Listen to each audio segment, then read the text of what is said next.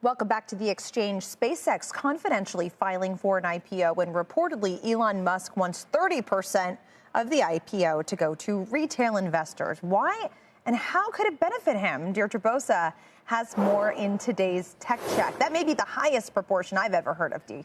It is. You're right, LP. It is. And you know the space very well. So that 30% number is the one to watch here. In a typical IPO, retail gets 5 to 10%. So Musk wants 3 times the norm. And that framing is that this is about giving everyday investors access. But there's another way to read it. Musk has seen what a loyal retail base can do for him. At Tesla, retail owns about 30% of the stock. They backed his $56 billion pay package after a court struck it down.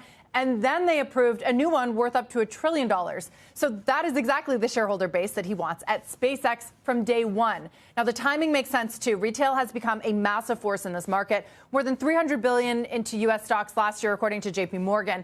But until now, that has been bottom up. GameStop, AMC, others. Retail organizing itself. This is different. It's top down, an issuer designing the shareholder base before a share even trades, before it even gets to market. So Musk is trying to build this from the jump. And if it does work, Leslie, it could become the playbook for OpenAI and Anthropic's expected listings later this year. The AI trade at large, it's really interesting to think what this could do to it. It could be priced on retail faith and loyalty, and that's certainly different than what we've seen on the price, especially for new companies. Yeah, and historically, retail has served as that marginal buyer on day one, that kind of, especially for a name that's pretty name brand like SpaceX is. Does that maybe pour cold water or pose any risk to that notion?